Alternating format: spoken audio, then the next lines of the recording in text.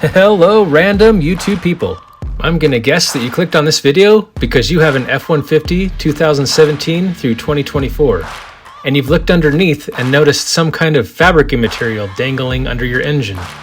In the F-150 community we call this the Saggy Diaper, and I'm gonna help you learn how to change yours. Stick around. Subscribe. Underneath your F-150, you're going to find this plastic felt-covered looking device. It's called a splash guard or splash shield, or some people call it a skid plate. I'm sure at this point, especially if yours is falling off, you're probably wondering, well, can I just remove it? Well, it is an undercover, and it is to help with the aerodynamics and the fuel efficiency of your truck. It's also to help with road noise and unwanted damage from flying rocks and things like that, to protect the underneath carriage of your truck. This area is in the neighborhood of where your torque converter is and some other electronical components that you don't want to be exposed or become vulnerable by not having it covered up.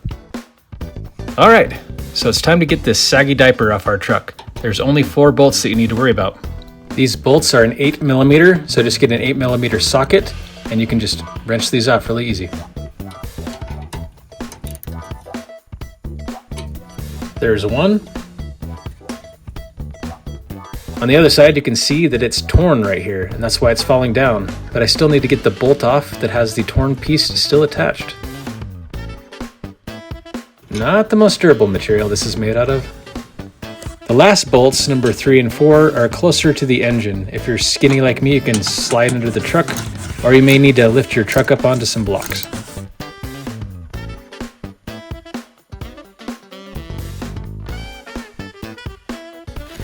Once your splash shield is removed, you can examine it.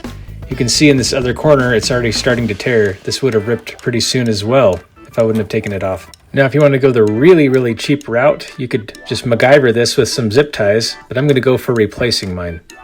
This material really isn't very durable. I'm not sure why they chose this particular material other than it's lightweight.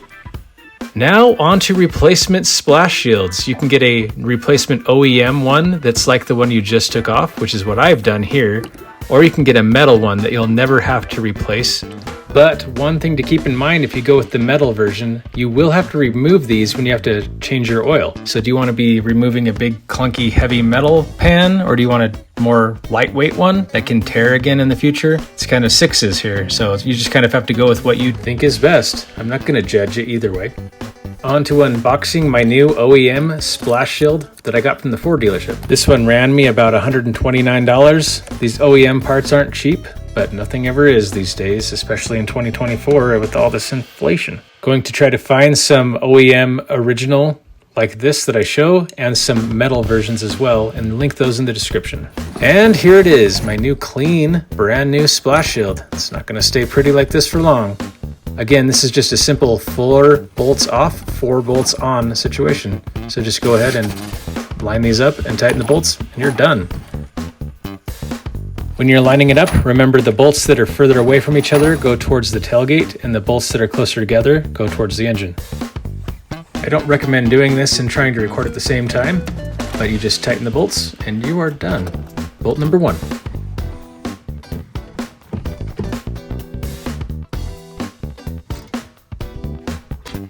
Bolt number 2, and remember these are 8mm.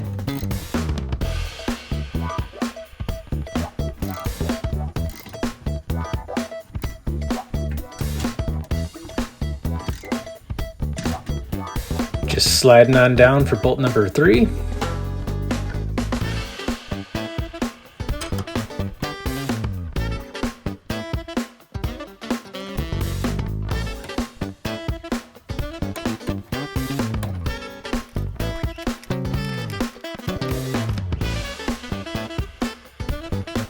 And finally, bolt number 4.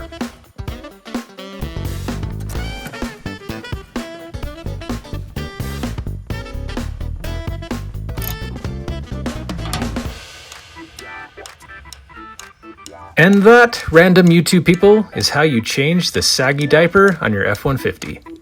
Please check the links below for products and details. And thank you for watching. And don't forget to subscribe. Subscribe.